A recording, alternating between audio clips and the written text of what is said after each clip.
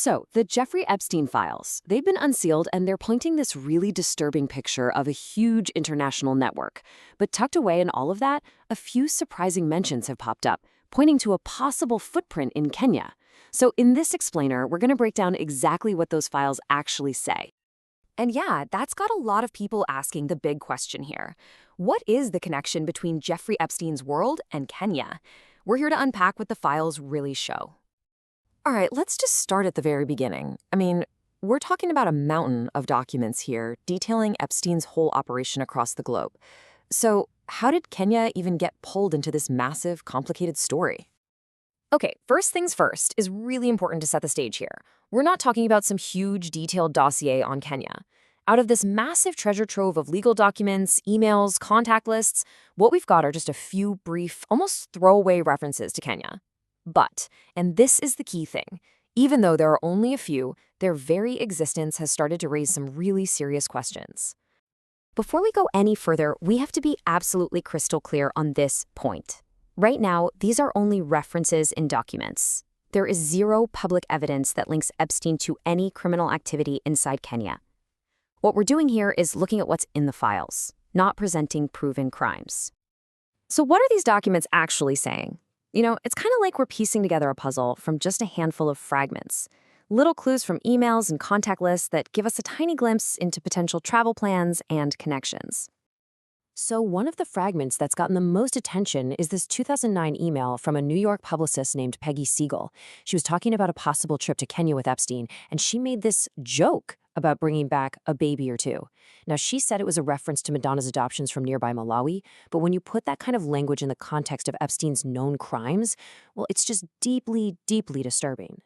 And what makes that email feel even more chilling is when you look at what was actually happening in the region around that time. Just 5 years later, in 2014, the Kenyan government completely banned all international adoptions.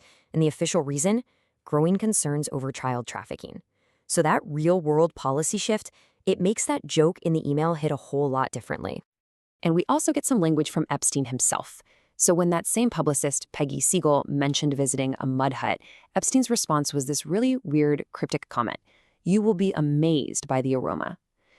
Critics have pointed to remarks just like this one as proof of a really condescending and, frankly, potentially exploitative mindset towards the people and the places he was talking about. Okay, so beyond those specific emails, there are a few other fragments that have surfaced. There's a photograph that places Epstein with Richard Branson at his coastal property in Malindi. There's another email that mentions an associate was in Nairobi for President Kenyatta's 2013 inauguration.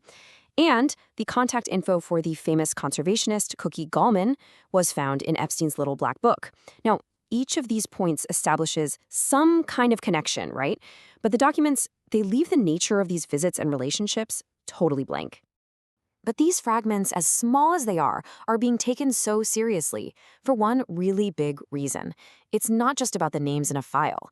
It's about the deeply troubling backdrop of child exploitation that has, unfortunately, been a problem in the region for years.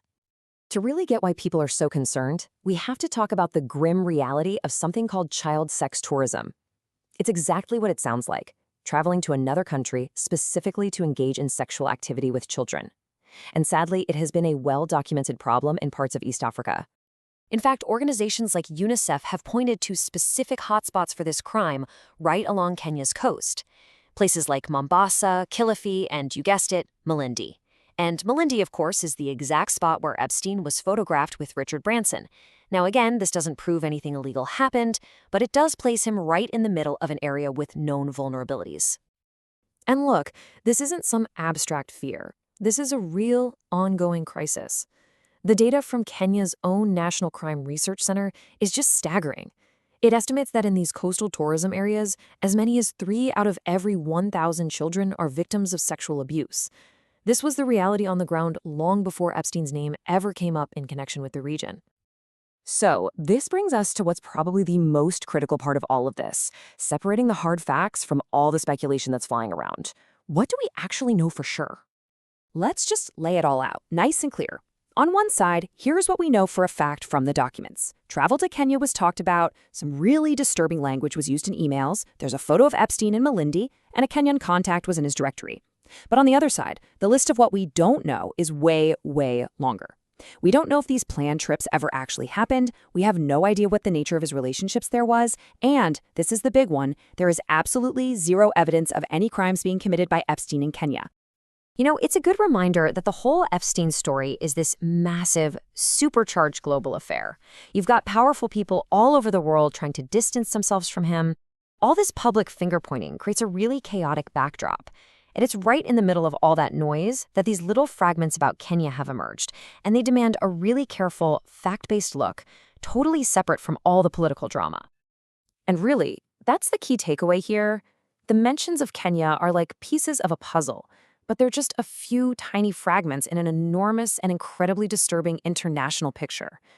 They raise serious questions, for sure, and they highlight a really uncomfortable context, but they do not, as of right now, give us any concrete answers. So that leaves us with a final, really difficult question. When all you have are fragments, a disturbing email here, a name in a contact book there, a single photograph, how do you balance the absolute duty to investigate potential wrongdoing with the very real danger of just fueling baseless speculation?